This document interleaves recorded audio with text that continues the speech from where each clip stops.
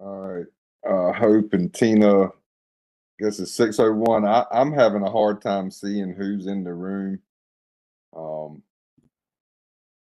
Try to chair this thing the best I can with limited being able to see. So if y'all can keep me in check, that'd be great. Problem, Mike. We got you. Okay. And I don't have the conflict of interest statement Don't either. Find to it. Just a read second. off. I was trying to see if I could get a hold of that before we got started. Yeah, that wasn't included on the bottom of the agenda. Normal. Just a second, Mike. I'll find an old one. Okay, thank you.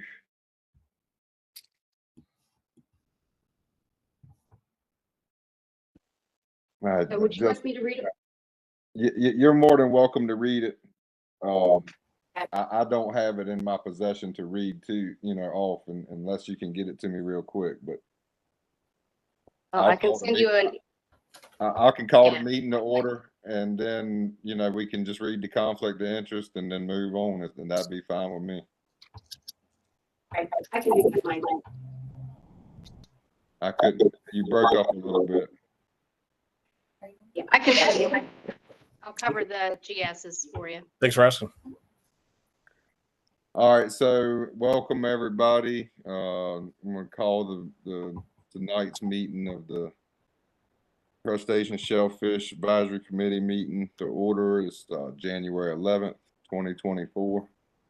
We've got a pretty short order here. I'm going to get Ms. Tina Moore to read the conflict of interest statement for us real quick so we can move on.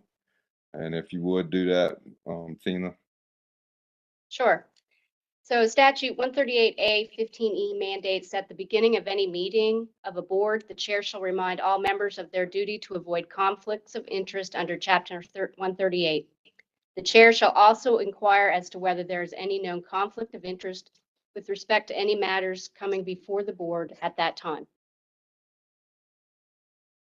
And this is the time, if anyone has a conflict of interest, you can bring it forward to the group. Hearing nothing, I'll keep going. Statute 143B 28954G2 states a member of the Marine Fisheries Commission shall not vote on any issue before the commission that would have a significant and predictable effect on the member's financial interest. For purposes of this subdivision, significant and predictable effect means there is or may be a close causal link between the decision of the commission and an expected disproportionate financial benefit to the member that is shared only by a minority of persons in the same industry sector or gear group. A member of the commission shall also abstain from voting on any petition submitted by an advocacy group of which the member is an officer or sits as a member of the advocacy group's board of directors. A member of the commission shall not use the member's official position as a member of the commission to secure any special privilege or exemption of substantial value for any person. No member of the commission shall be the member's conduct create an appearance that any person could improperly influence the member of the performance of the member's official duties. Commissioners that have questions about a conflict of interest or appearance of conflict should consult with counsel to the Marine Fisheries Commission or the Secretary's ethics liaison. Upon discovering a conflict, the commissioner should inform the chair of the commission in accordance with General Statute 138 15E. So that one is specific for Commissioner Ryan Bethea and Commissioner Mike Blanton. And that's it, Mike. You're on mute, Mike. Oh, sorry. Ryan, you're good, right? Yes, sir. Okay. All right. Let's see. Moving on.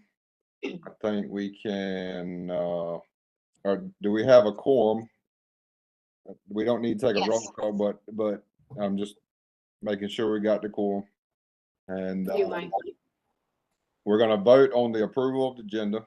So I'll entertain any motion on that. I'll make a motion to approve. Tim Willis. Second. Okay, motion by Tim Willis, second by Laura Birch. All right, we'll take a vote. Does it need to be roll call because there's virtual, or? You can ask if anyone has a nay, and that might make it go quicker. Does Okay, anyone object? I'm sorry. I didn't hear you, Tina. You could just ask, does anyone object? And if Right, silence, right, then I got you. Yep. Are there any objections? Hearing none, I'd say motion passes unanimously. All right, moving on. We got the approval of the minutes from the April 18th, 2023 meeting. I'll entertain any motion on that.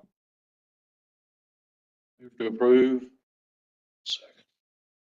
Mike Marshall moved to approve with Tim Willis second.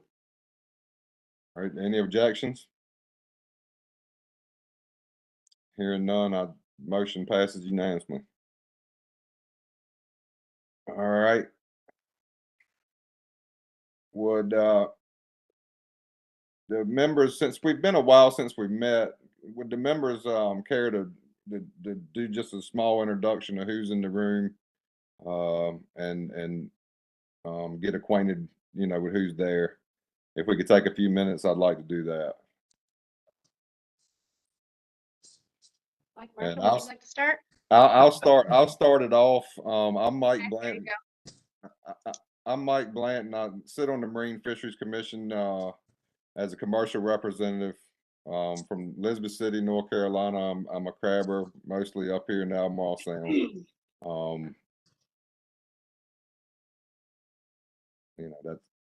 That's where I'm at with that. But Ryan, if you want to do that, do the next one, and then the two others that are online can do theirs, and then we can go around the room. Thanks, Commissioner. My name is Ryan Bethay. We own a small business called Oysters Carolina. We grow oysters. We do distribution. We do events, a bunch of things like that out of Harker's Island. I'm a proud North Carolina citizen and sit on the commercial seat for Marine Fisheries Commission. Thanks a lot, Mike, and nice to see you. It's hard to see everybody, but pleasure to see y'all and look forward to hearing who's here. Next, Ms. Hammond. Thank you. I'm Sue Hammond. I own Hammond Clammond. So I have shellfish leases in the Newport River, and we do oysters and clams. Thank you, commissioners.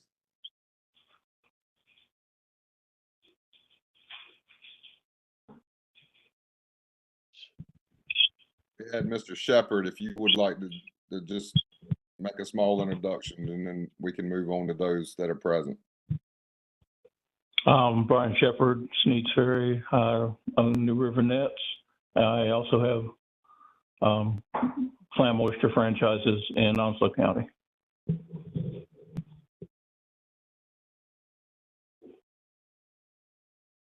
Okay, Mike, would you like me to get Mike Marshall to start, and we'll go around the circle that way? Yeah, I'm gonna let y'all handle what's in the room there for me. If you could just sort of keep me abreast of whose hands up, or because I truly cannot see much of what's there. So You want Mike Marshall to begin the introductions? that would be fine.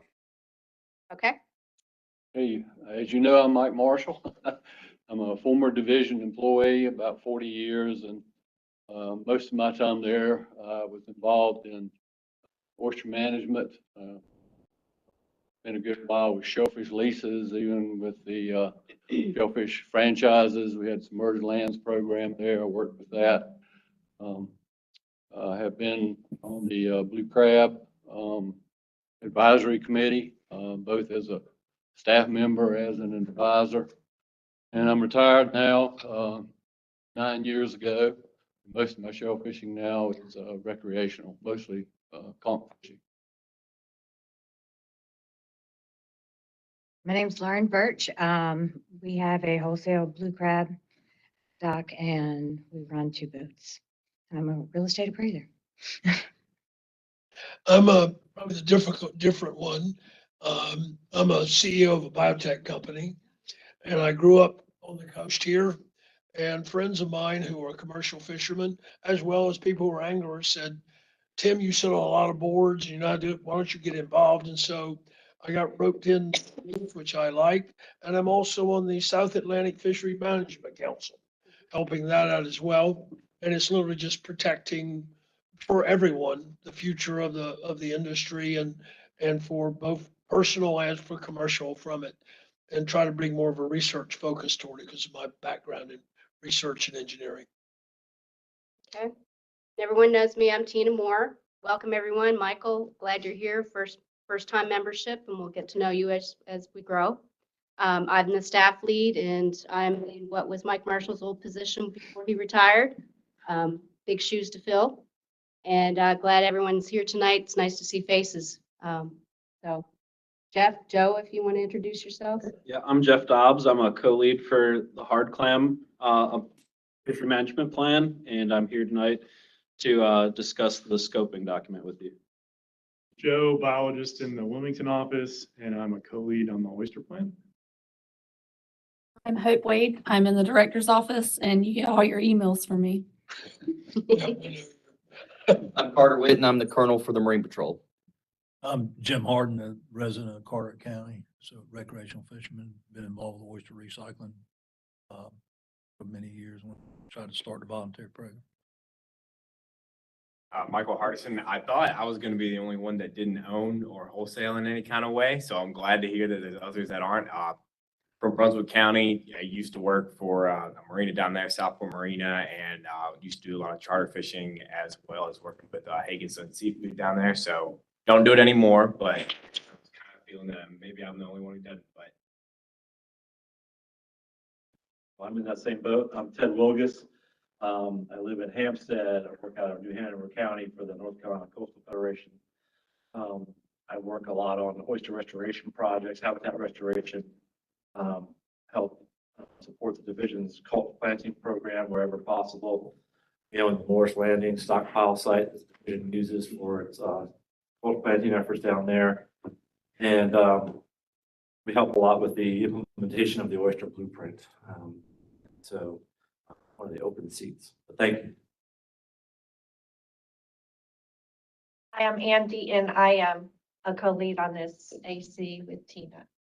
And I'm based in the Wilmington office, but in the Habitat Enhancement section.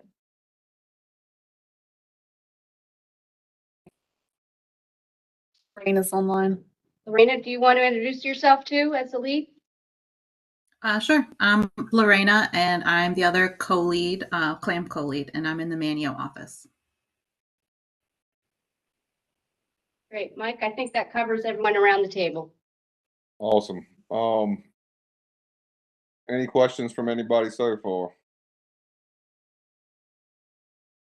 Gotcha. All right. So I think next up we have a presentation of the Eastern oyster and the hard clam scoping documents. So Joe and Jeff, if y'all want to go ahead with that, that'd be great. Sure. So we're here today because the Eastern oyster and hard clam fishery management plans are beginning their cycle again. We just completed our scoping period. We got our goals and objectives approved by the MFC, and now we're moving on developing the plans. So this is the first and best opportunity for this advisory committee to provide us ideas or feedback on how they'd like to see these management plans go. So there's one joint issue between the plans, and then we'll have Joe kind of go over the oyster plan, and then I'll cover the issues within the clam plan. So the joint issue that we're looking into is potential joint management for a recreational shellfish harvest license or permit. One of the biggest data gaps in oyster and clam is a lack of recreational information. We don't know what the total population is because the only survey we have is based on the coastal recreational fishing license, and you don't have to have a coastal recreational fishing license to harvest oysters or clams. So we don't have an idea of what that entire group looks like. So all of our estimates are based on survey results from that. We're not able right now to look at what folks who don't have a CREFL license are landing. So in order to do that, we would need to have some sort of license or permit. It could be low cost or free. But if you had to obtain that, then we would have an idea of the entire population of recreational shellfishers in the state. And that could include just oysters and clams, or it could include, scallops and Rangia clams and any other shellfish. So the main question that we want to hear from you is what are your thoughts on a permit or a license? If you think it should have a cost or not. And I don't know if we want to discuss between each sec. Okay, so I guess we can just kind of discuss the recreational shellfish harvest and the idea of a license or a permit, and then we'll move on. I think that's probably the best way to do this. There's no way to do any sampling in areas like people doing like clamming, as an example. Down by Cape Lookout, you can go there almost any day and see folks out there. You can't do a sampling area and then do statistical out instead of getting into a permit and stuff like that. So we do have like port agents and creel clerks that go to the places where folks would launch their boats. Okay. And, that could give you an estimate of some folks who are out there, but it's a lot less common than fishing, than angling. Oh, yeah.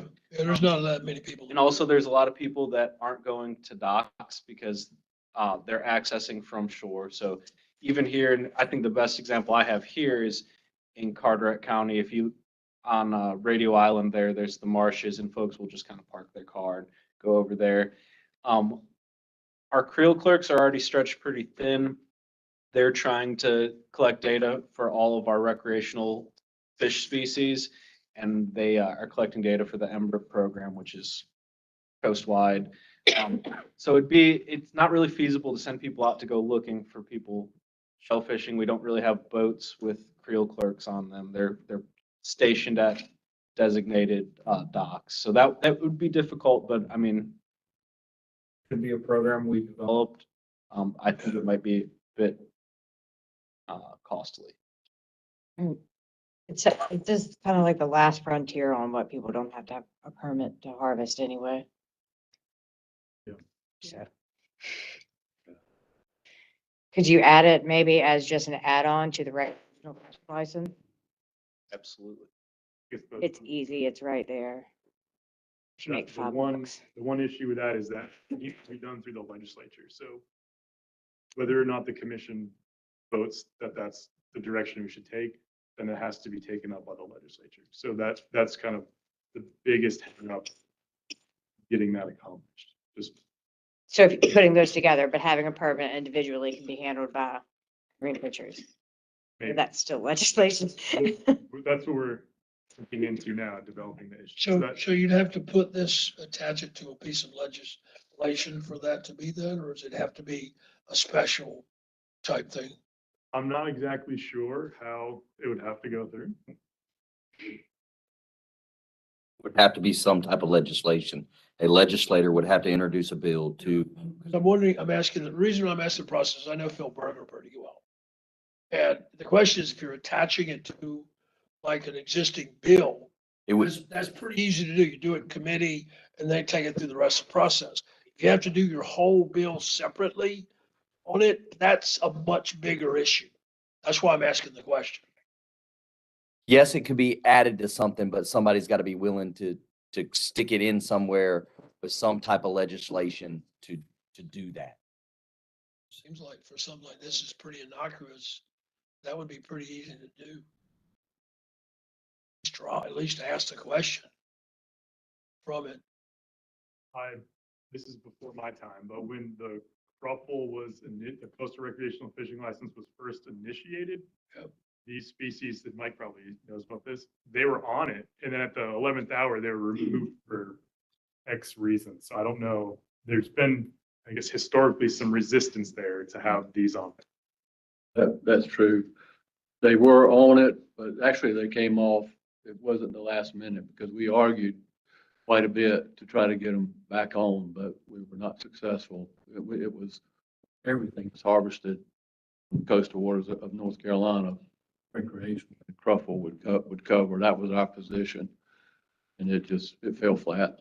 Do you remember why it fell flat? I mean, because the way I'm thinking about it is what's the harm in it? Why did they take it out? I mean, what was the opposition to it? Well, in general, the public feels like that they are permitted and licensed to death. Like I said, was one of the last ones where you just go out and collect something, catch something, and not have a permit. And we have a long history of having lots of permits, and the public is sensitive to that.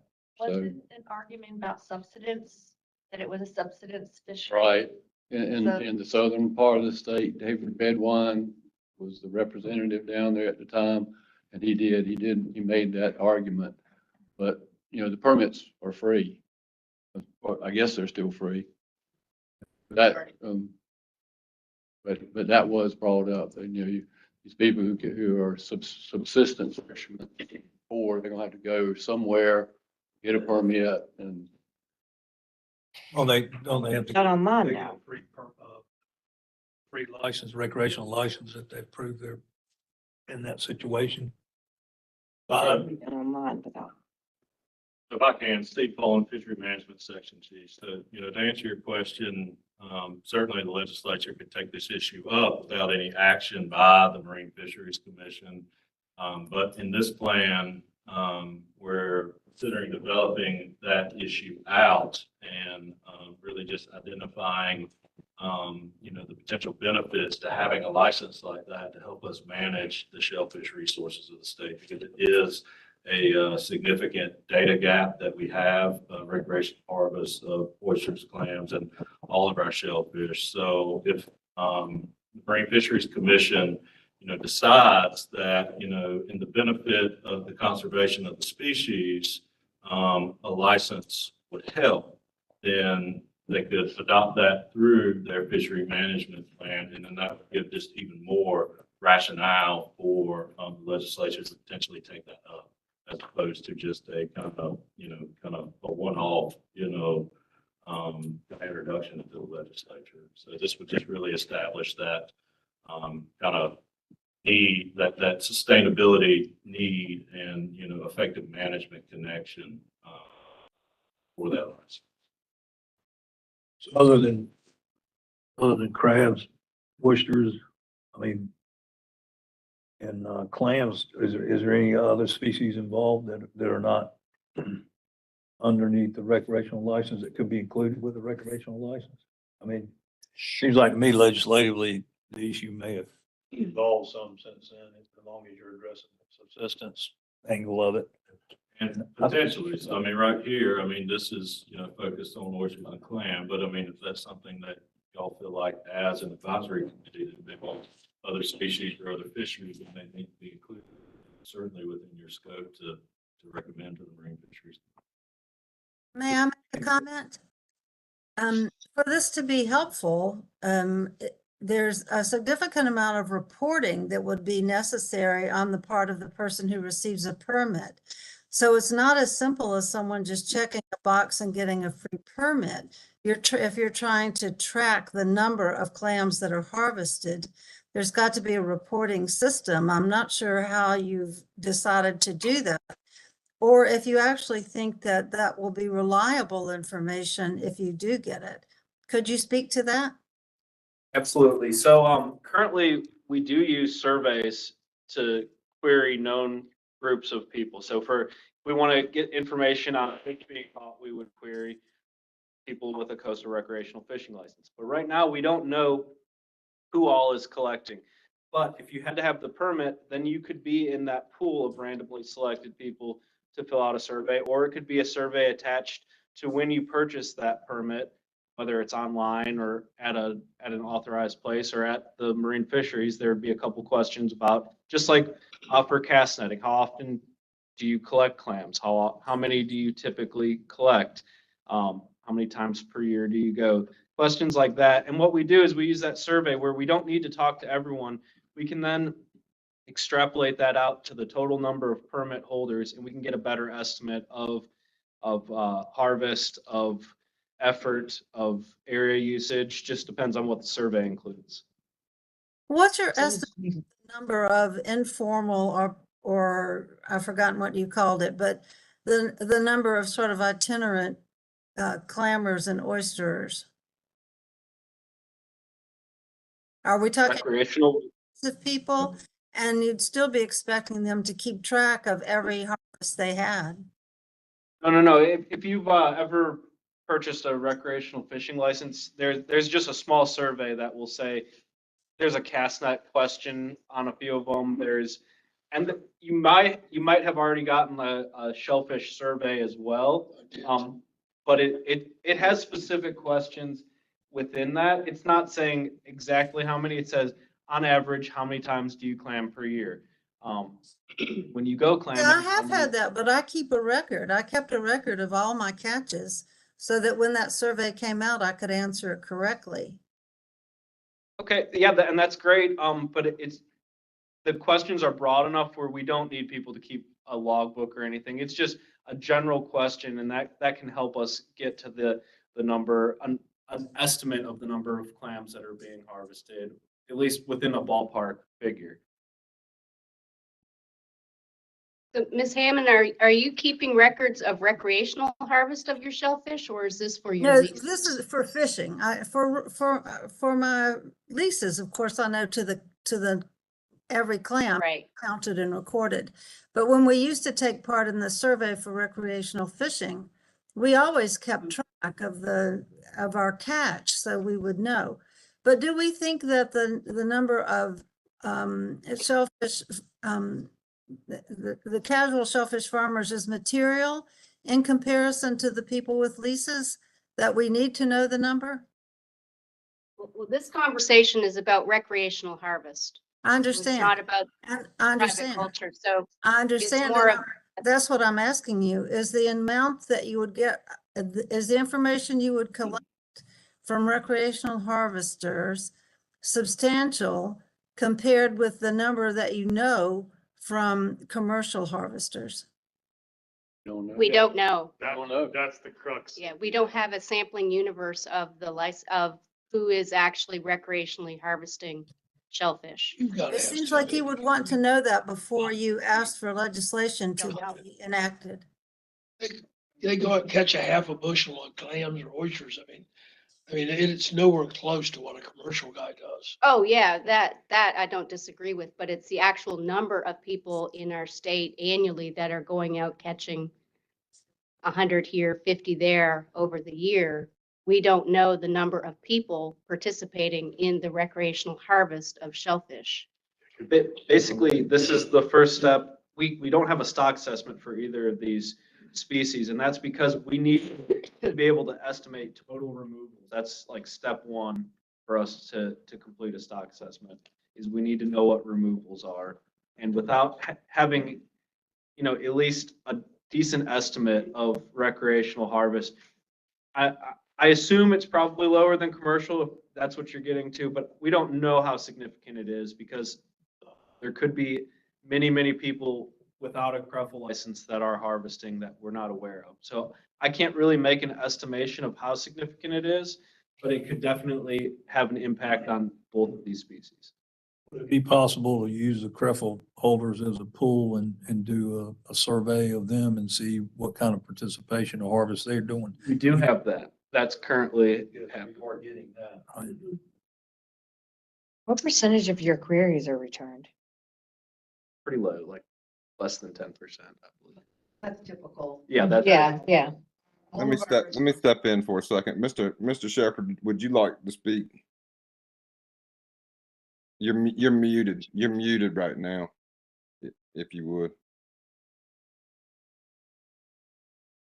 They're on the phone. Does that work? Yeah, we can hear you now, buddy. Go ahead. Anyway, what you guys are missing is that there's no recreational clammers per se. It's not a recreational clamor industry. It's people that are out there that pick up clams casually as they're doing whatever else they're doing.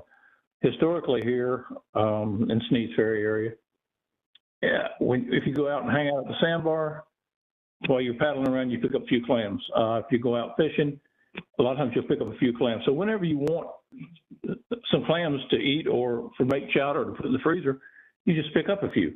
The majority of these people, or an awful lot of them, have lived here, always live here. They use their own dock. There's no way to survey them, and there's no way to get good reporting for them.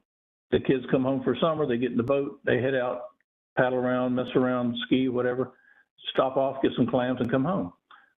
We're not talking about a lot of clams. It could be anywhere from, 20 chowders to make a good chowder, to 100 clams if the family's going to eat, a few on the grill. But there's an awful lot of that. It's just it's been that way forever here. And I don't know how you would ever get a count on it, because people come home on vacation, come home visit their parents, kids home from college. It's just something that happens here all summer long. Oysters are quite a bit different because you have a season on them. Just like scallops, you're pretty much controlled on when you can go and what you can do.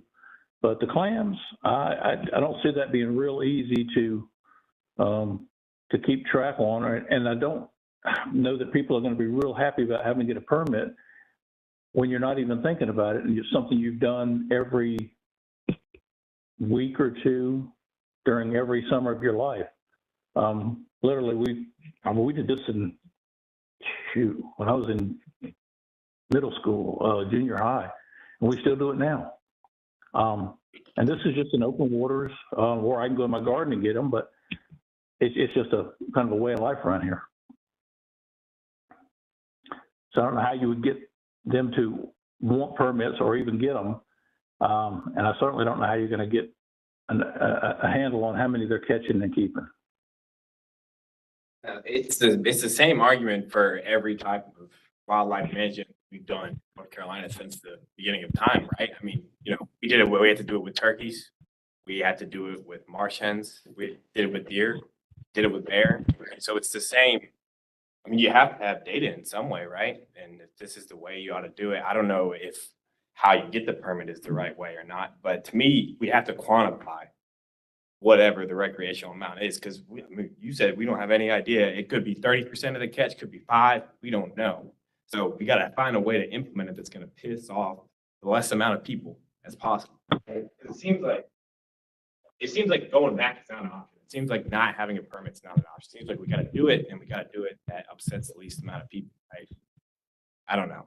Getting the most amount of I agree with that. And it looks like we got a variety of opinions here. The staff has always felt like the recreational harvest could be significant. And it is a big missing piece of making a stock assessment. Brian has a different idea, but the bottom line is we don't have any data. So I would like to make a motion. I would like to make a motion that we support a permit. Permit is the least obtrusive. It has no cost. And at least we will get some data where we can begin to make a decision. If it turns out that it is substantial, and the license idea I think is great, we won't know that. But if it is substantial, the license, the addition of that to the cruffle, the shellfish harvesting, would justify it a lot better if we had some data. So like the gentleman said, we need to start somewhere. And maybe when you say this was an online permit, and before you get it, how many pounds of clams or oysters do you think that you might harvest this year? So those are things that, So like what we're trying to do right now is scoping, right? So we're just trying to make sure that, are there things that we're missing in the scoping that Jeff and Joe have presented here tonight? And to make sure, so I'm hearing that this AC is interested in us in pursuing. So there's no need for motions at this time. You will get that bite at that apple next iteration of the plan when it comes back to all our ACs for review and their input. And that's when you can then put your recommendations, but we'll be exploring those kind of questions that you're asking for. So mainly, yeah, what we're looking for is just opinions of, would you support it? And also, in order to implement it, one of our main questions is, should it have a cost associated so that people who aren't going to Shellfish wouldn't just obtain it just to have it? if you had a nominal cost, a couple of dollars, that might weed out the folks who would never do it anyway, who are adding to this sampling universe who aren't even harvesters. That's the main question we've been grappling with, aside from should we have. So those are the two things we're really looking for is one, do you agree with us pursuing this? And two, do you think a nominal cost would be advantageous to weed out folks who aren't going? So what happens, first you have to get the data. Can I take a second here just to change some things up for a second? So what the committee's responsibility is tonight, for those who may not truly understand, is to help the division build their document. So they're putting together these documents, and so we're going to give them opinions on the scoping of the items that they've already brainstormed and they want further consideration on. And so, you know, we're going to try to keep it to a minimum amount of comments, and we're going to have everybody have a turn. But let's try not to get too glued into this, because we're going to be revisiting these items. You know, this isn't a hard and fast decision tonight. You know, and this plan is probably a good long ways away from being truly developed. I think we're probably a year out or more, and I haven't seen the timeline. Or I have, but I don't remember the timeline. So I would like to offer a few things on the recreational catch that I've, you know, sort of felt was a little left out in some of y'all's opinion. And so, you know, the magnitude of the North Carolina coastline is vast. You know, you got Corova, you know, all this up to the northern beaches, slam the Hatteras, Ocracoke, and then you got a little break that, you know, of seashore there that's not very occupied, but it still gets used. You know, Portsmouth Island, all that down there, down to the banks and to the Cape, and then it turns and goes a different direction and goes slam to Wilmington, and that's a long ways. And from my experience in the state of North Carolina in the past, you know, 30 years that I've known anything about it, we have taken on a considerable amount of tourism. And there are charters that are leaving every day, charters taking people, you know, out there, you know, in the waterway, and they're going to a sandbar, and they're digging clams for an hour, and then they're going to drag and troll for bluefish for an hour, and then they're going to look at 4 or 5 dolphins, and they're going to ride over here and see if they can look at these birds. And so every trip they go out on, they come back with clams. And these are millions of people that pass through. And how many out of the millions are out of state that take these clams out of the waterway? And so the significance of the recreational catch should be considered, in my opinion. We're in 2024, and we really truly don't know what the catch is and what's taken out.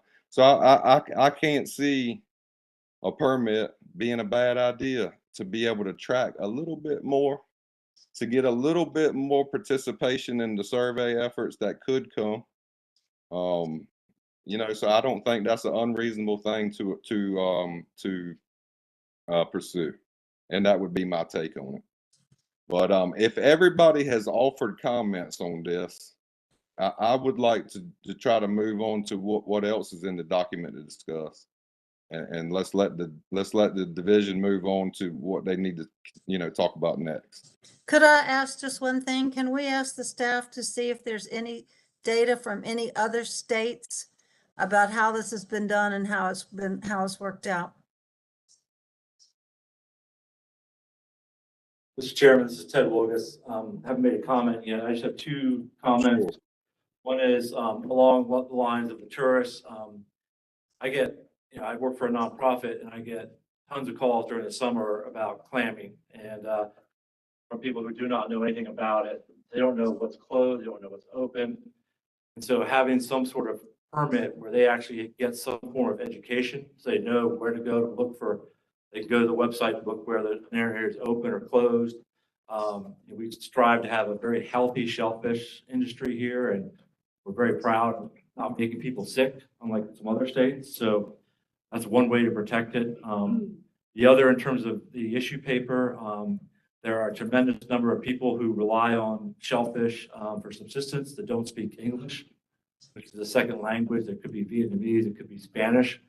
So any kind of outreach associated with the permit or license should incorporate a strong outreach campaign to those people who do not speak English as a first language. Thank you.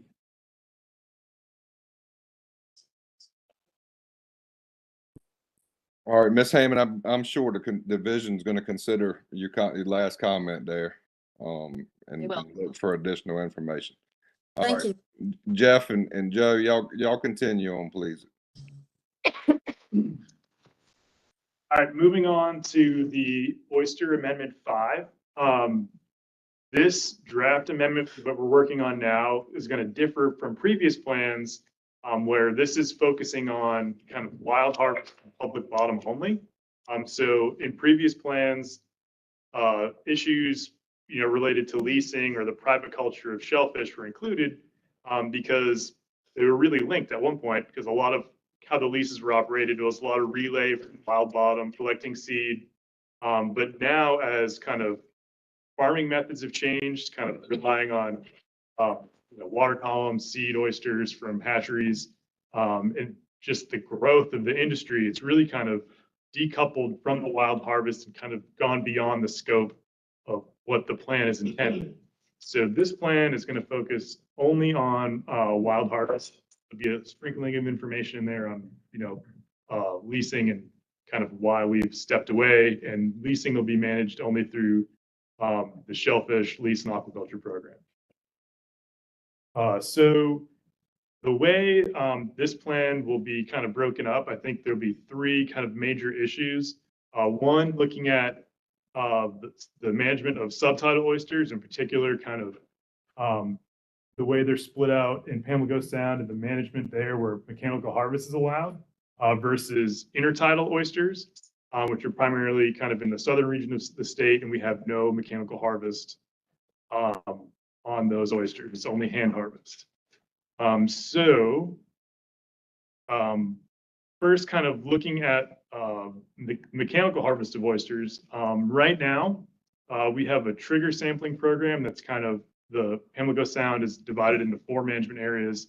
And when these management areas go below a certain threshold of 26% legal, 2 sampling events, that area is closed to mechanical harvest unless the oysters grow back into it.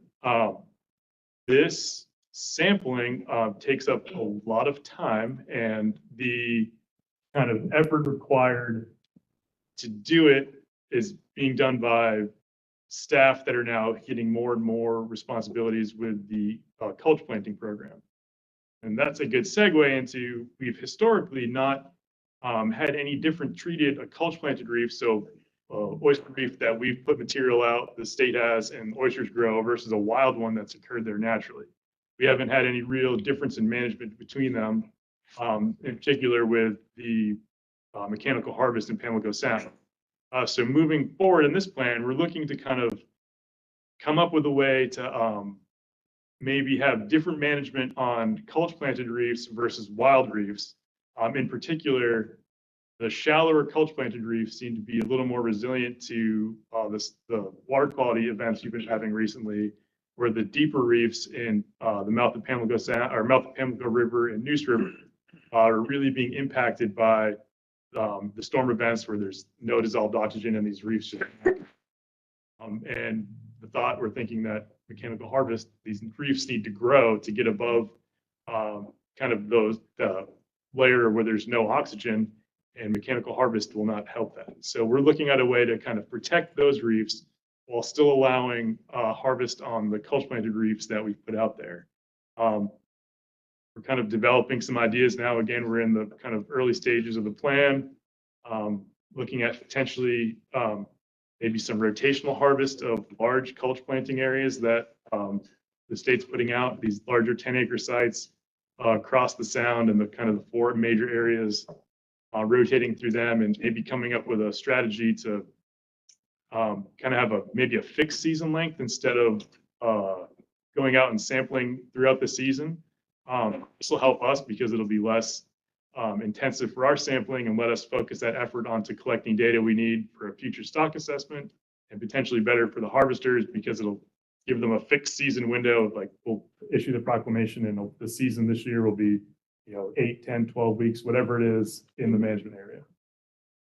But again, we're in the early stages and kind of really trying to start developing these ideas. So any thoughts, feedback on that before we, start getting that paper built would be appreciated.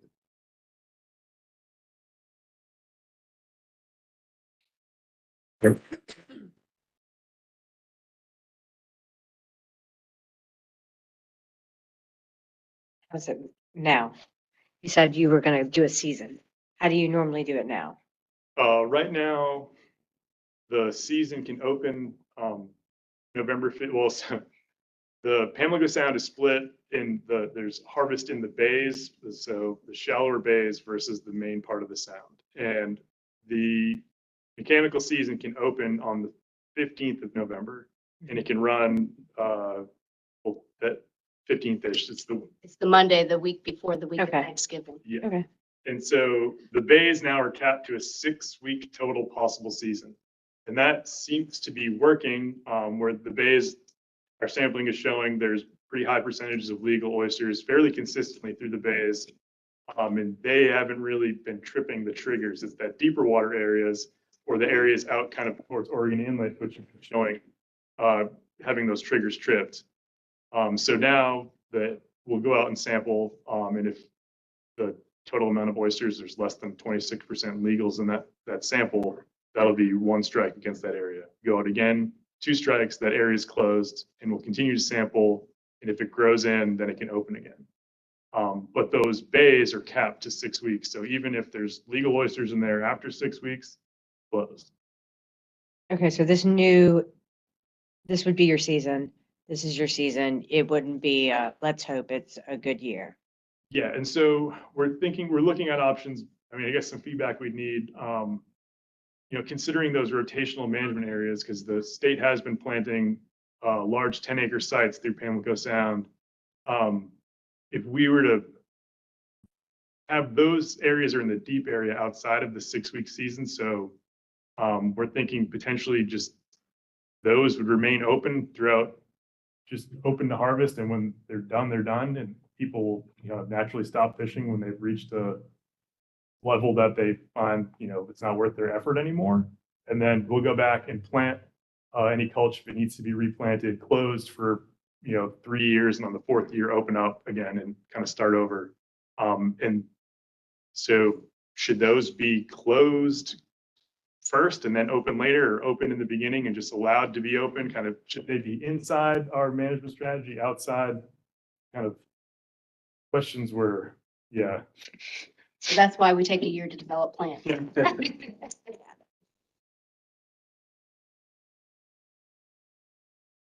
I got a quick question, Joe.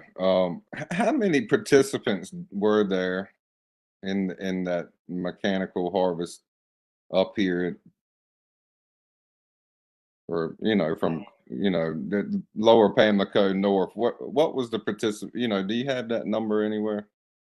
I don't have the over the past 5 years or so. It's been declining, and I believe the most recent year it's like 34 participants. It's been kind of slowly going down from like maybe 50 to like in the 30s over the last 5 years. So it's definitely a declining in participation fishery. What was do you know anything like from let's say like mid 90s? Where were you at with the participation? Do you have any idea? Peak was like 2010, and I don't remember the number off the top of my head. Tina or Mike may know. Not off the top of my head. It was like 300. Yeah, but the shellfish license holders were allowed to mechanical harvest. And so there was a big boom on those clam shoal areas where the oysters popped up, or they found them. And anyone could go out and get a shellfish license, not a scuffle, for a much considerable less amount, plus it's open to all North Carolina state residents. And since then, there's been statute changes that disallowed the use of the shellfish license for mechanical purposes since then. So that kind of stopped that influx of those license holders that came in that period when Mike was district manager and oyster lead. Yeah, what we saw back then was, it was strictly amount of boom or bust fishery, kind of. We had a lot of dermo, so in 96, 97, there were virtually no oysters harvested out of Pamlico Sound by mechanical means. And then 5 years later, it was covered with oysters, and like you said, we had so many boats we couldn't keep up with them all. People were dragging dredges out of their garages and put bags in them, and that proclamation that you have that's got all the crazy stuff in it about pulling off the side and all that, that's where all that came from. Because you had a bunch of people out there who'd never dredged for oysters before, and they were putting their trawling techniques and trying to use those to harvest oysters. So, but yeah, it just varied about where the money was. That's what people, fishermen. Right. Yeah. And so I just want to follow up and a little bit on why I ask. You know, I've been kind of looking forward to this plan coming along, and I hope I get to, continue to work with it for, until the end. But the oyster fishermen up here, the oyster harvesters, I should say, up here that are still wild harvesters, they're getting, the numbers are getting less and less. And the deep water uncertainty over the past years on what percentages are going to be, going to hit triggers or whatever, has probably, it's probably due to a lot of that. And so I was hoping that we could really get this plan going for it to the benefit of these guys who are still interested in being wild shellfish harvesters, but would give them a better opportunity or try to allow them a better opportunity to be successful. And so, I've seen, some breakdowns and things from other states, the Gulf states, Virginia, Maryland. They do a lot of rotational harvesting. There'll be a whole river that'll be closed for however long, and they can't even go in it. But there will come a time they'll go in that river and they'll harvest, and they're pretty successful. And they have a lot of times the wild harvesters, if there's a good oyster strike, they'll do good, and they'll oyster from like October, November, right on till March, April. And so it is possible, I think, to grow oysters on our bottom and to let them do what they're going to do and all that. But I mean, we none have the answer to that. And I would love to hear more from the committee tonight that would, sort of help guide this document in the right direction. Because if it, we were in this last 2023 was the 200 years supposedly of fisheries management in this state, and supposedly the first regulation was about an oyster. And there's all kinds of stories that I heard at when we had this little gathering about the 200 years, about what the oysters used to be like here and how many people used to come to North Carolina just to get our oysters and send them back up, to New York and all these places that wanted them. And so, I think we've lost touch with who we, truly are. Like, we provided a good amount of oysters through history. And I would love to see the waterway come back to life with wild oysters. And we've had problems of die-offs and this and that. And I know there's probably people sitting in this committee right now that knows a whole lot more about it than I do. But I encourage y'all to speak up with what y'all know and y'all's opinions and really inform this document, because it needs some informing, in my opinion.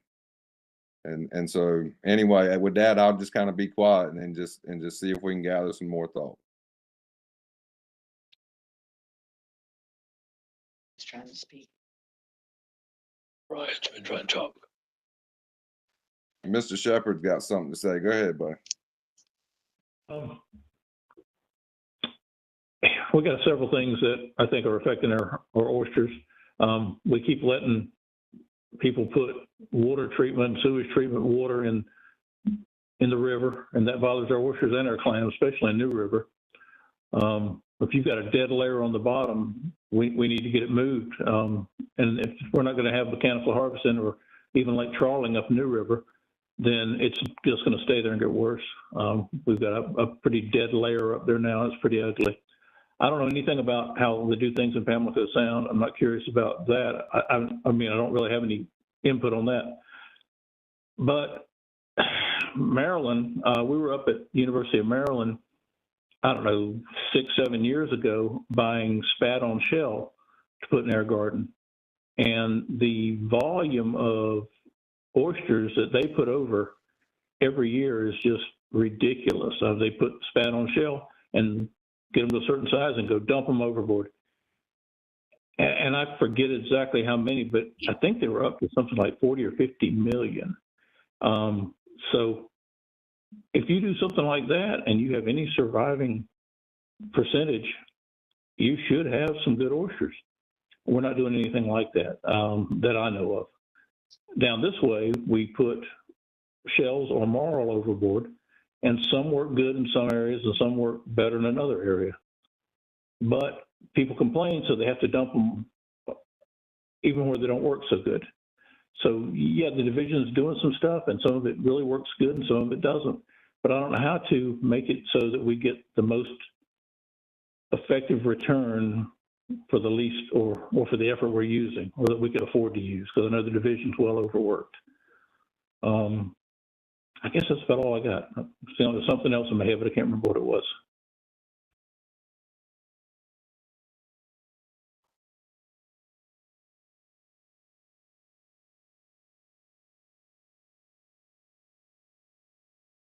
I've struggled with how to manage oysters for a long time.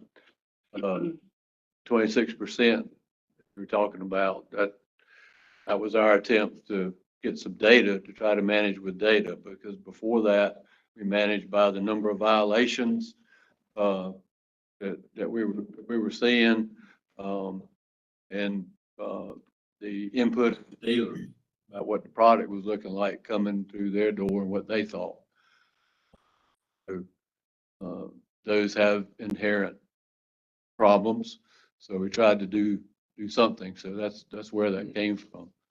And I support really trying different things.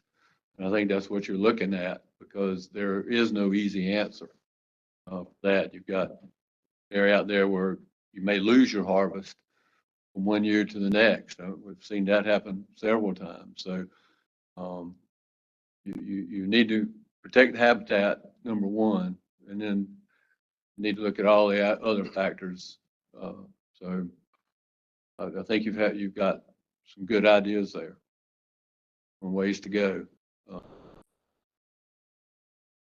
Just keep on plugging. That's all I can tell you. The only input I would have is, I was on a council meeting with the Southern Inlet, and they were talking about with oysters, what they did in Chesapeake Bay. I don't know what state it was. And they were now doing something very similar in Louisiana, in those dead zones. And they were actually dredging or drawing through the dead zones to kind of get them mixed. And they were doing similar there. They were actually coming back. And I don't know much. I think that's something you may want to look at as part of this, if you could, because it seemed to make it, what they were doing, were trying to rejuvenate the place and add more. So I think some of that, the dead zone is where so the oysters are facing kind of two problems. One, sedimentation, just being covered with sediment. Yeah. And two, not having any oxygen when that layer of water on the bottom becomes anoxic. Yeah. I think that what you're talking about is they were experimenting with mechanically kind of lifting the dead shells that have been buried by the sediment to let material, new spat attached to them. I think in the bays right now, that's where probably I think sedimentation is probably a bigger threat. And that's, this seems to be what we're doing seems to be, they seem to be more resilient in the bays to the stormwater events, and they're, just looking at mechanical harvest, most of it's focused in the bays. And so what we're doing there seems to be working. It's just those deeper parts of Pamlico where they're really the storm events, so like during a hurricane and there's no oxygen down there for 10, 12 days, whatever, that's when they're really dying. And so we do have oyster sanctuaries around Pamlico Sound, and we have data from those where, higher bits of those sanctuaries, the oysters survive, and on the bottom, they die off. So up high, they're acting to kind of, reseed those lower parts and actually act as a source of spat around the sound. So in Pamlico, we have those sanctuaries. It's not my specialty. And Bennett, who's the co-lead, he can probably speak better to this, but they're strategically placed around the sound to provide spat to kind of all throughout the sound. So then the enhancement side of things, where they're dumping the marl and shell out, there's spat available then to settle on those sites. So what they're kind of really limited by in Pamlico Sound is just the hard material for them to settle on. So by us putting out, basically you build it and they'll show up as long as you put something hard material there for them to settle on. So I think our long-term goal is to manage with a stock assessment, but we're so far behind even having the data we need to manage with the stock assessment that we really need to just take those baby steps. So I think, like, for me, ideally, like looking 20 years down the road, that's when we'd hopefully have a stock assessment in place and really be managing based on, okay, we can sustainably remove X amount of oysters from this area. And we're probably going to have to start small, like pick, management area 1 and 2. We can manage those with a stock assessment and then expand as we can, actually get the sampling done to do that. So I think part of this FMP is just to kind of set up management now while we don't have a stock assessment to continue to be able to, maintain oysters that are harvestable in Pamlico and take those baby steps to be able to someday, 10 years, 15 years, whenever it may be, to actually be managing using a stock assessment. So are you saying instead of going out and hitting those triggers, you just want to go to a season?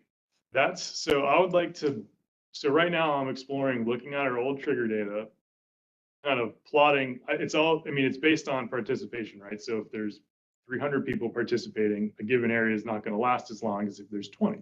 But we can at least start by looking at, we go out and we do sampling in the beginning, see what percentage legal a given area is, and then, based on a regression or whatever I can come up with, 63% legal in this area equals like 7 weeks of harvest at this level of effort to get to 26% legal. It's like, I don't know if this is going to work, but this is what I'm trying to develop here to maybe think about. So that way there's some certainty for the fishermen in the beginning of the season because right now we'll get phone calls, and like, okay, the trigger's tripped, it's going to close. And sometimes there's 5 days, a week notice before the season's over. And it is a lot of, time, effort, energy to gear up to do this fishery. So hoping that by potentially having a fixed season in the beginning, it'll be beneficial to the fishermen to be like, okay, I know I have 8 weeks to fish. And then potentially having those rotational sites outside of that 8-week window. So when the bays or whatever we're managing by that trigger closes, then those rotational sites can stay open the entire potential season and people can fish on them as long as there's oysters available out there. Because those are kind of really being managed as a put, grow, take, where we're putting material there, letting it grow. The intention is to let people fish until they're content, they've reached some level that's no longer worth their time, and then we go and replenish with that hard material for the spat to settle on. Close it down for 3 years, then open again. I guess the risk is that sometimes there are these storm events or things happen, and then all our eggs are in one rotational basket for that year, and that year may not work out. So that's the gamble we take there. But there will be, I think there are, if not, they're completing the last go around and maybe this planting season, there'll be there's 16 sites throughout Pamlico Sound, so there'll be 4 open any given year. Potentially, if that's how we go. Couple comments you ought to consider. I support having different management tools that you all are thinking about. I think it's a good move and made a lot of investment in these cold planted reefs, so being able to manage them and focus on them more, I think it's definitely, yeah. Couple things, I guess I would, in the issue paper, I don't know if it's part of it or not, but if you could build out what you would need, both in terms of the volume of material to step up this program over time, so that we can work on building that support for that amount of material, and then what it would take to manage it and enforce it. If you're doing the rotational harvest, does that increase the amount of enforcement needed? I don't know, but building that into your management plan, so you have the tools to be able to effectively do it. And the second thing is, a lot of other states, particularly like Gulf, got FEMA money after Hurricane Ian to replenish their oyster stocks. So if there's a way that we can, as we manage these things, quantify either how much we're putting in or whatever, so that, God forbid, we do get hit with a big storm, you can go to FEMA as well and say, we lost 50% of our cold planted reefs. And then they give you $20 million to rebuild them or whatever. So I think just keeping that back in our pocket. And the last thing is just, I think we're going to talk about the southeast with the intertidal oysters, but just making sure that, since the harvest pressure is so high down there, that we don't leave that behind. There's a lot of areas down there that need some help. So just want to encourage that. Look at that. Thank you.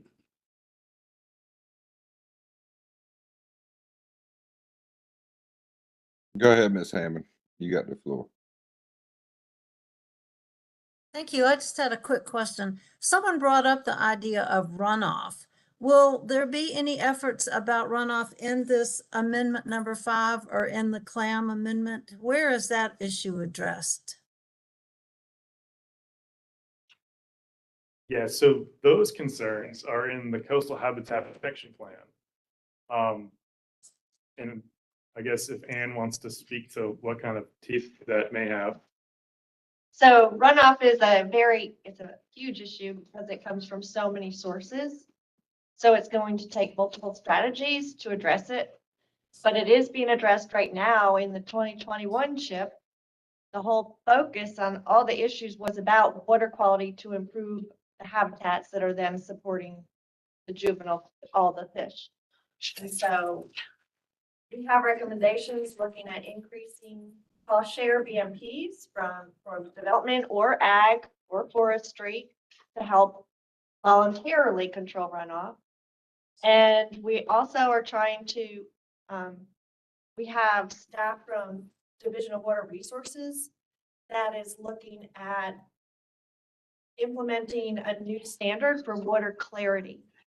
The goal of that is to help seagrass, because seagrass needs a lot of light. So if there's a standard for light, they then have to control factors that reduce the light in the water, which is sediment and nutrients. So if you can reduce the runoff that carries sediment and nutrients, it'll help not only SAV, but shellfish, as well as many other things. And one of the other tools that you use to control that runoff is often wetlands. And so it builds on, if we restore more wetlands along the water's edge through these BMPs, that's one tool, again, besides regulatory, that we can reduce runoff, improve water clarity, which will help all of our habitats. So that's our plan that we're working on. And we've got 2 years that we've been working on it so far, but it's going to take longer than that. But I do know, I'll say that all of the divisions are very dedicated in implementing these actions in this round of this plan. Thank you. You're welcome. So I guess in the oyster and clam plans. Mr. Shepherd's got some additional comments. Go ahead. Us out here cannot see who's talking around the table, so a lot of times I don't know who's speaking. So that I can tell when the division is, and I can see when the people on the screen are, but I can't tell who else is speaking sometimes. But To go back to what he was talking about earlier on the seasons, if you're gonna have 4 things open, set season sounds like a good idea to me. That's all I got.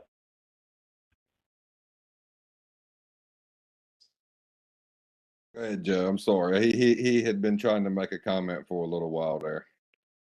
No worries. That's actually good input because that's kind of, a big portion to consider developing that issue. But I guess going back to the plans, and water quality. In the plans, we do acknowledge that there's water quality problems and water quality is causing mortality in all our species, right? But we have to manage what we're left with, and the things we can control in the plan is fishing mortality. So how are we going to manage this fishery with what we have, available given our water quality issues?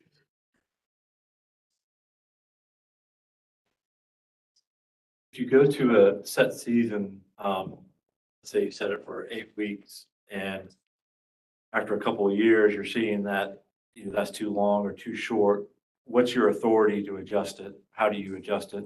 So my thought would be we'd have adaptive management built in, and we would be sampling, preseason, postseason, and be tracking effort in the fishery. So if we see, a giant spike in effort or efforts dropping, and at the end of the season, it barely, we go from 50% to 51% legal, we could potentially, open it up a little more if efforts increasing. And at the end of the season, we're consistently seeing, it's below our threshold. If we decide 26% our number, it's consistently well below that, our target, then we need to kind of crank back on the weeks. But yeah, I think effort's a big piece of the puzzle where if it's not consistent, then set seasons may not work out so well. You can do that through just proclamation. Yeah, we set up kind of an adaptive management framework as an option in the plan, and if it's adopted by the MFC, we have the proclamation authority to do that between plans. That'd be great.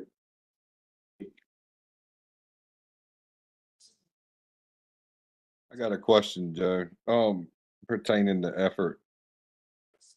I'm trying to gather the right words here, but how do you intend to set the daily limit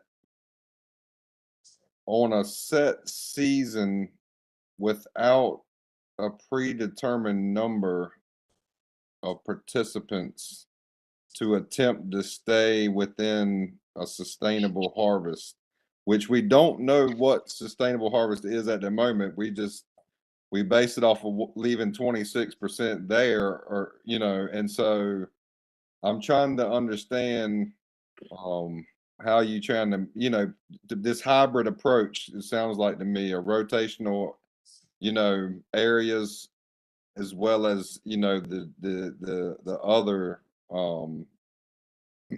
mechanisms. I'm just trying to figure out how you plan to maybe approach that.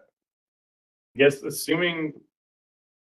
think we would base it off of the current bushel limits, because that's what the data will be looking at for kind of what harvest kind of, the data I'll be using to determine kind of how long it takes to reach what based on effort is going to be based on the bushel limits that have been in effect for however long they've been in effect now.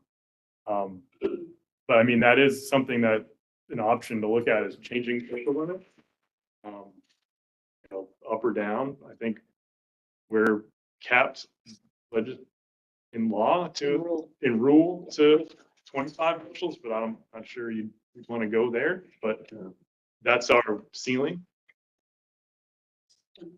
I think one of the other, I'm Corinne Floor, by the way, I'm Fisheries Management Plan Coordinator. I think one of the other things, Mike, with sustainability is that this takes effort completely off of native reefs. And so you will have those natural reefs that aren't having any pressure on them whatsoever, which are remaining there to feed these culture reefs and, work as habitat and everything. And that we wouldn't be putting any pressure on. Yeah, one comment for clarification, if I could. You said we were leaving 26% there as a fisheries management measure. 26% was derived as a habitat protection measure. We got with UNC Wilmington and did some studies of how much culture material. We use that as kind of a proxy for habitat disturbance. And when the numbers got less than 26%, the amount of coats that we saw that we were dredging up went up. I mean, it changed. It went up pretty substantially. So that's where that came from. It's not a fisheries management measure. It was a habitat protection measure.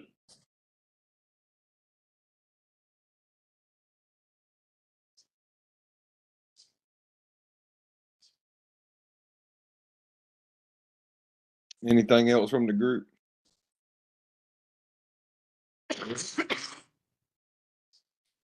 On oysters? All right, Joe and Jeff, if you don't have anything else for us, bud, we appreciate it. And hopefully you got some good stuff.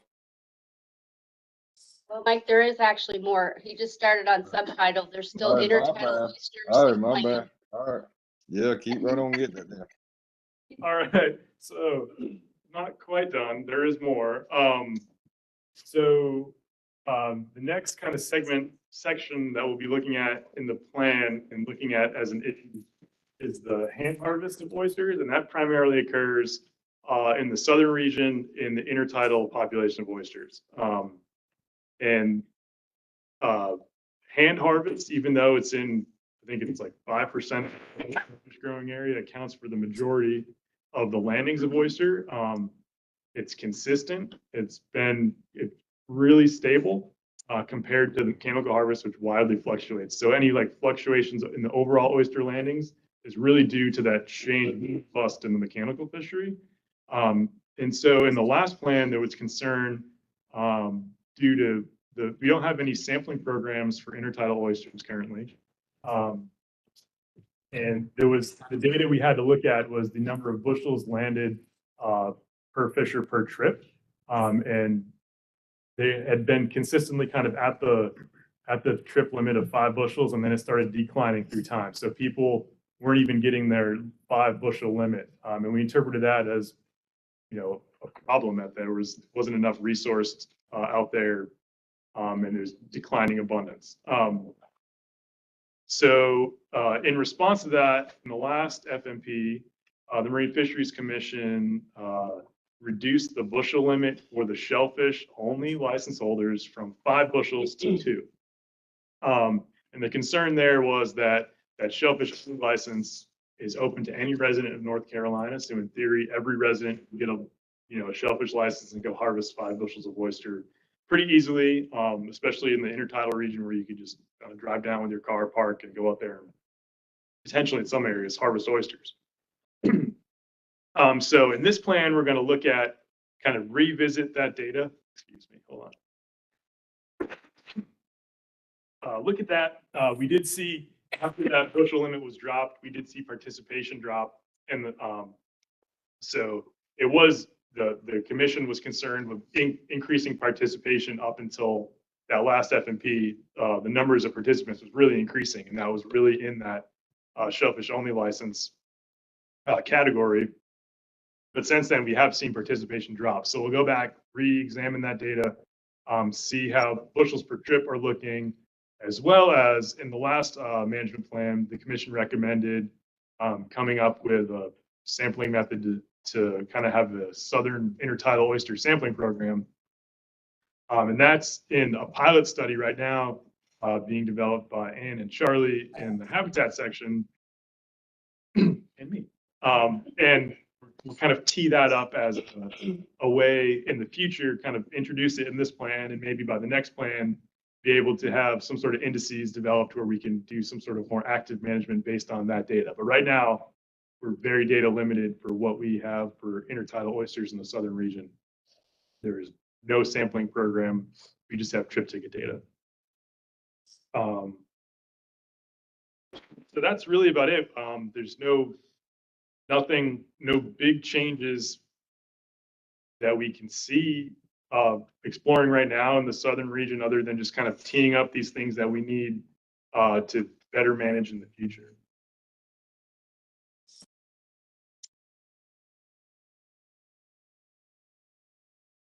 Will the intertidal sampling include both open harvest waters as well as closed harvest waters? Yeah, so it's, I haven't got to the most recent documentation, but it's stratified on open and closed, right? Yeah, nothing is set in stone yet, but that was the idea, is that you have, some subset, can't sample everywhere, but and have like in a system, some closed and open, so you can look at the harvest upstream, downstream. About 5 different. That'd be great. So yeah, the thought is maybe eventually we can develop some sort of indices, whether it's oysters are unique to most fishery species, so we can actually measure their footprint, so we can see if they're increasing in area or not, and also look at abundance and size structure. We can hopefully develop some sort of indices to have management only somehow, but that's the We plan. also have a new drone head that can do LiDAR, and they did a test case on one of our sentinel sites. So instead of doing a rhodopsy case, we can get just like that the elevation. So we could do elevation change. That's very cool. Yeah. Real quick, could a nominal fee with a recreational permit be used to kind of fund some new data sites? I don't know what happens to our fees. No, I don't think so. Okay. Waive that, good idea. That's not the way that works. I would love it. Never mind. That would encourage us to, try to have more fees if we got it. Yeah. Okay. The sampling data also be able to be fed into the substrate mapping. They link those two efforts. Eventually down the road, could you tie that into your culture planting efforts, where you start to see maybe there's areas that are seeing really high harvest or high whatever loss of shell? You can actually go in and say, okay, we need more culture in that area.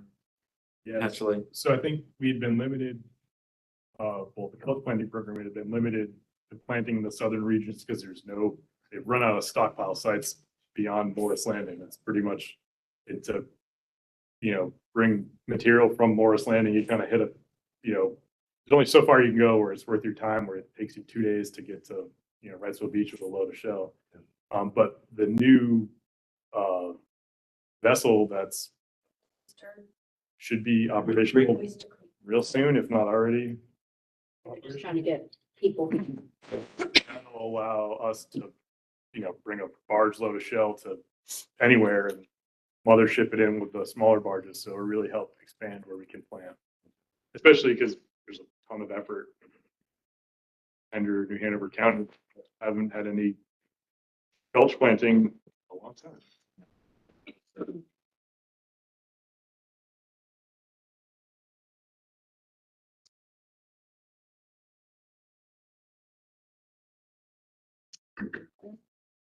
Yeah, if there's no other comments on oysters, I'd move on to our one issue for clams. That's all right, Mike? Sure, go for it. If nobody has anything about the intertidal stuff, we can move on. All right. Hold on. Maybe one comment here, Mr. Shepherd. Go ahead. Question for the division, I guess.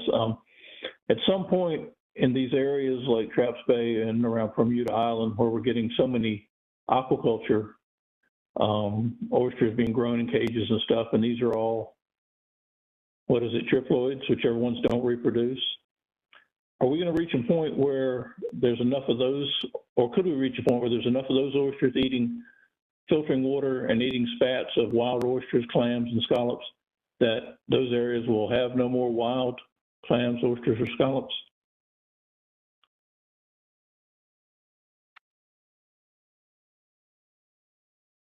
there have been studies done which show that if you look at a bay, there is a carrying capacity for that bay. If you get X amount of effort in there with mariculture, it can strip enough food out where the wild oysters are struggling. So I think in areas like Stump Sound, trying to figure out what is the carrying capacity, and more of a research question would be something important to do, so that you're not unbalancing, tipping over that scale. Troy Alpin at UNCW, he did a study looking at that, and there's a model that you can plug in data to help you get to those numbers. So Troy Alpin would be a good contact, that info. And also, I know the Southern Fisheries is doing a report on that right now, because they're having issues in a couple places. I think down in Georgia or Alabama on the coast, they kind of went all in on artificial. The ones that don't, they've had issues with the natural now from that. So that's something you might want to look at. Who was that? I'm sorry, who was doing this? It was part of a thing I was on where we were talking about, the whole thing was mostly about shrimp. And then they got into oysters some, and they were bringing up a couple of issues for the future. And this was one of them. And they were talking about with the lady from I guess who was running it. There was an issue down, I think it was Alabama, maybe it was Georgia, right on the coast. They're having issues where so many of these, like lab grown oysters were there, were taking over, and it was hurting all the natural environment from it. There just wasn't enough food and things like that from that situation was brought up. I didn't, truth be told, I was there focused on shrimp. They just brought it up. It might be something, I know you guys are tied into as well. So there might be something there as well that can help from that. And all of our plans have research recommendations in them. So that is something that we can move forward in the research recommendations part of the FMP. That is a good question, because a lot of the research, aquaculture, private leases of oysters has been looking at the impact of the leases to the adjacent habitat and the fish communities, maybe not so much to adjacent, oyster reefs and any competition for resource like plankton. So Is there any, I know you mentioned earlier, is there any, what's the kind of the delta difference between the natural leases that people have, where they or they grow them themselves, or the others where the oysters don't reproduce, that kind? Is there any understanding of that as part of this? And the leasing kind of details of the leasing program is not my area, but there's no, Okay.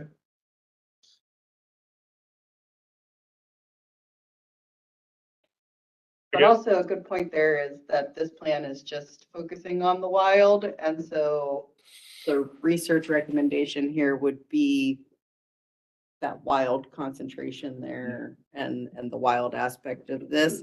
And then if there are things that we're concerned with the leases, that would go to our habitat enhancement lease program.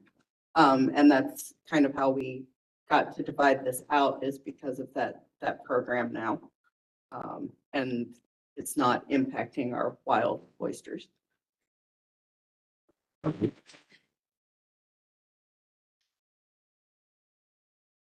Okay, anything else on oysters? All right, I'm gonna say we're good. All right, Jeff, you're good now. So the division has identified one issue so far that we would like to explore within the hard clam amendment, and that's the topic of mechanical harvest. So for a little bit of background, mechanical harvest for clams was historically an important portion of total clam harvest. But from 1994 to 2021, participation went from 122 to only 4. And in the last 5 years, there's been 13 participants in 2017, down to just 4 in 2021. That coupled, that dwindling nature of participation, coupled with habitat concerns, has has caused us to re-examine mechanical harvest of clams. There's turbidity issues, there's encroachment of seagrass. We've already had to reduce mechanical clam harvest areas due to seagrass. We've reduced it in Core Sound. We removed the Bogue Sound area, and we reduced North River. So we're just curious to see what folks' thoughts are on further reducing the area to make a larger buffer for seagrass, or completely ending that fishery. And then in conjunction with that, we also have mechanical harvest for maintenance dredging areas. So if an area is scheduled to be dredged, if the public requests it, we can try to get in that area open so that the resource isn't destroyed during the dredging. And while that sounds like a great idea, it hasn't been utilized since 2007. We've had a couple calls, but typically what happens is people call us for the dredging, and we need to go out, we need to contact Army Corps engineers, figure out the exact footprint of the dredging and the timing, and have an opening prior to that dredging so that there's no problems with interfering with the dredging activity. And the timing is just usually really tight, and we haven't been able to make it work.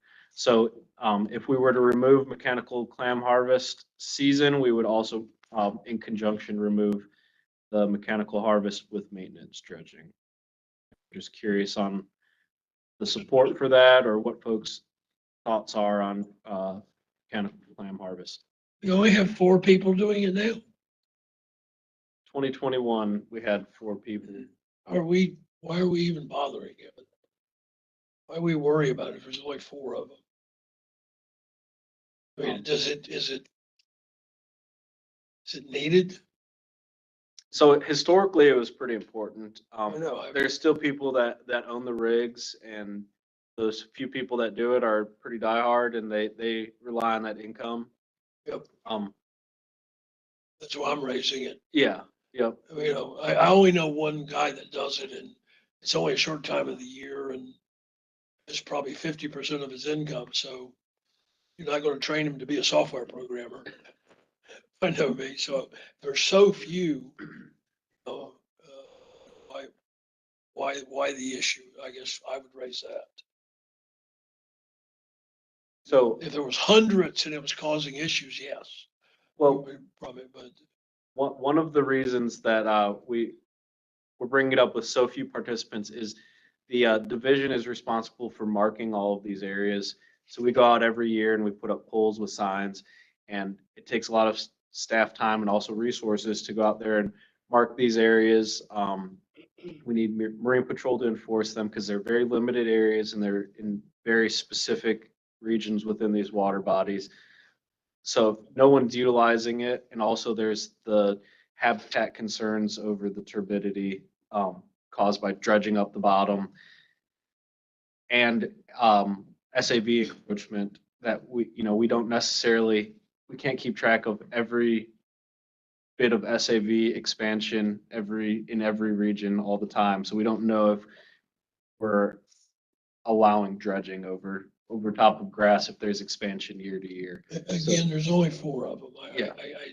You're not doing that much of an issue. I mean, Yeah, so that's what the paper will address. It'll kind of go over the pros and cons, and it'll go over kind of those kind of things. It's just, it was a issue that's addressed, and so we don't know what the end outcome will be at the end of this. So our paper will just look at exactly what you're saying. There's 4 people doing this. Here's this part, here's that part. So yeah, that's definitely something we'll address. pay them and go put the signs. Let the fishermen go put the signs up. They'll do that. They'll do it if you pay them. I don't see, I would rather for you guys not spend your time doing that. I agree with you. There's other bigger issues, quite honestly. Is that mechanical harvest poundage every single year gone down significantly? Because, we went from 122 in 94, and I'm looking at the doc on my computer. We went from 122 to 4. And over the past 5 years, it's 13 at 12,000, but then it only went down to 9,000 with 4. So obviously from 2017 to 2021, those 4 people increased their poundage per person. So I was just wondering, I mean, are we seeing that steep decline from 94 to 2021? Yeah, and there is variability year to year, and most importantly in that variability is that we rotate areas. So the major water body that's harvested is the New River. And when the New River is closed, we're gonna have a lot less harvest because that's the main area folks conduct mechanical clam harvest in. So the on years for New River, if you look at the years where New River was open, there is a sharp decline. But if you look year to year, you see that bounce between when the New River is open. And the New River die-offs, it just bounces, it varies based on that. Well, that's definitely part of the reason for Okay. the decline. I think a lot of folks that did it in the New River have decided to do something else because it's just not worth their time as much anymore with all the die-offs. Gotcha. Mr. Shepherd's got, go ahead, Mr. Shepherd.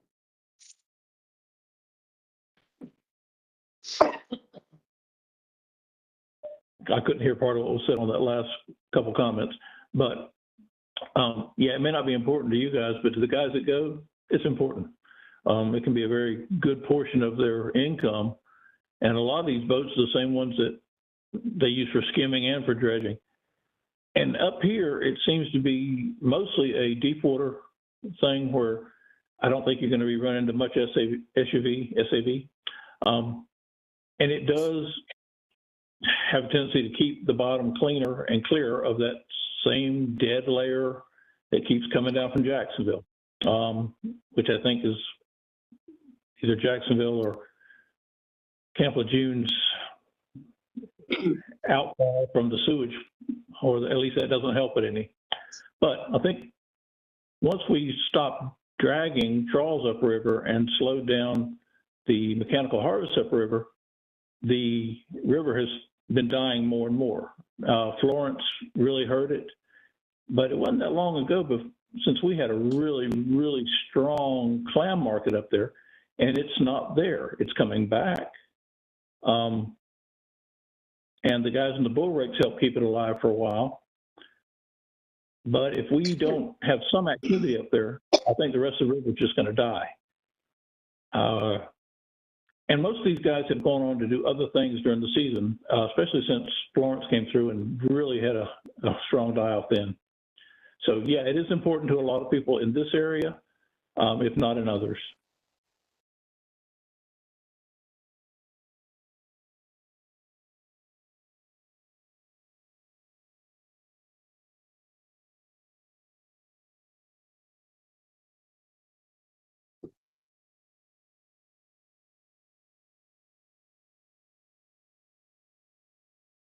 Anything else?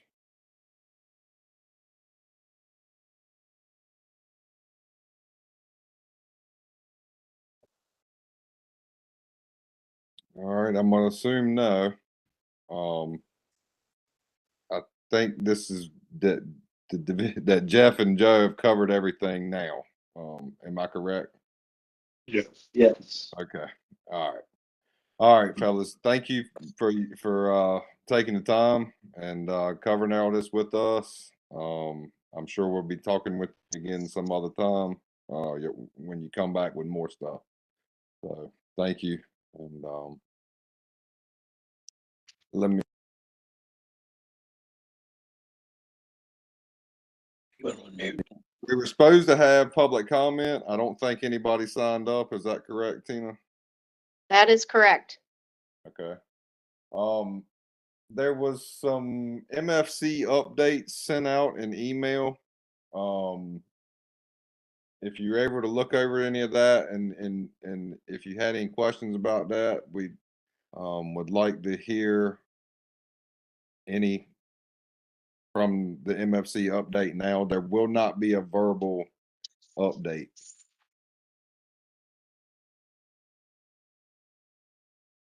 So if anybody had any questions about that, please raise them now.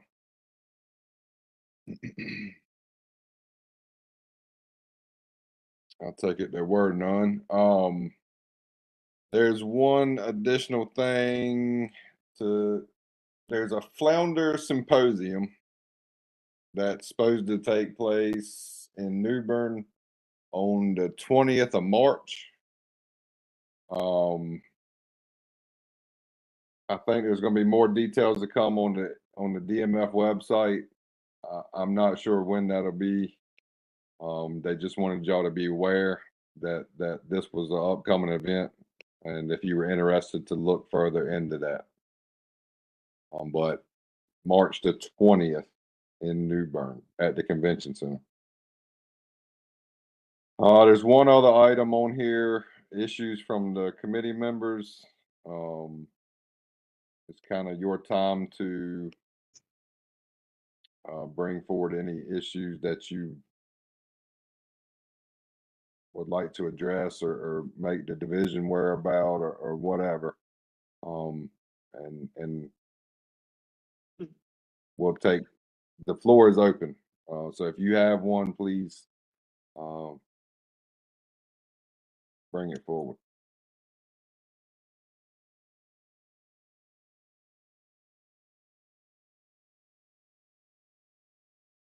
Seems to be a quiet bunch, Mike.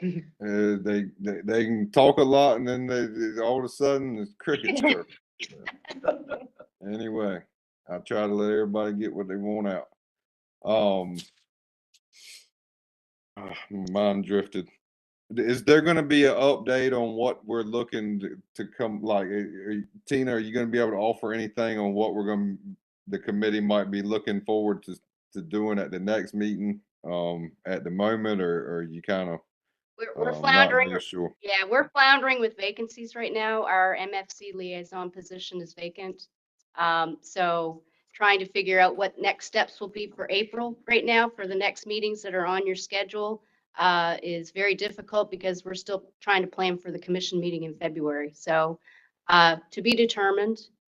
Just do remember the planning calendar that was taken out or sent out to you, I think late last year, and just put those dates on your calendar to hold it. And we'll get back with you on that. The only thing I can think of that's shellfish or blue crab or crunchy related, again, would be the oyster clam plans will probably be about this time next year when they would go out to the MFC ACs or in December, depending if it meets the timelines and the commission's approvals and AC workshops and all those 40 steps in between developing this plan.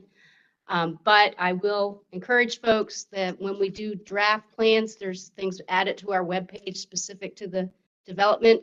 You can go read them and look at them at any time. If you have questions on where those are located, please reach out to staff to educate yourself on those, what's out there and what's being talked about, or when the workshop is occurring, if you want to participate as a public, or if you want to be a member and the solicitation period opens up, please fill out the form and be a member. If you get selected, great.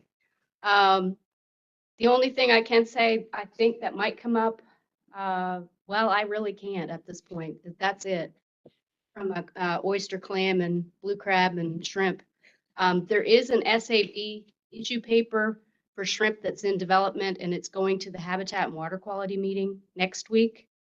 But it was only directed by the commission to go to the Habitat and Water Quality to look at the SAV images and where those lines are comparative to where the SAV presence occurs. So that is out there under the Habitat and Water Quality Advisory Committee, if you'd like to read that. And the plan is to take it to the commission once we get the Habitat and Water Quality input. So that could come back if the commission directs us to take it back to other committees, but we haven't engaged that. The plan is just to that committee at this point. So just for your awareness too, from a shrimpy perspective, that is in discussion as well. And Tina, also, there will be, I mean, they can come and do public comment if that's of interest. Yeah, but the public comment has to be here in person. But there won't be a verbal online option. Yeah, and that's on the 17th. Next Wednesday. Yeah. Is the SAV paper on the website? Yes. Under the Habitat and Water Quality Advisory Committee. So you go under the Marine Fisheries Commission and the Advisory Committee's group page. And if you can't find it, just email me and I can get you the link.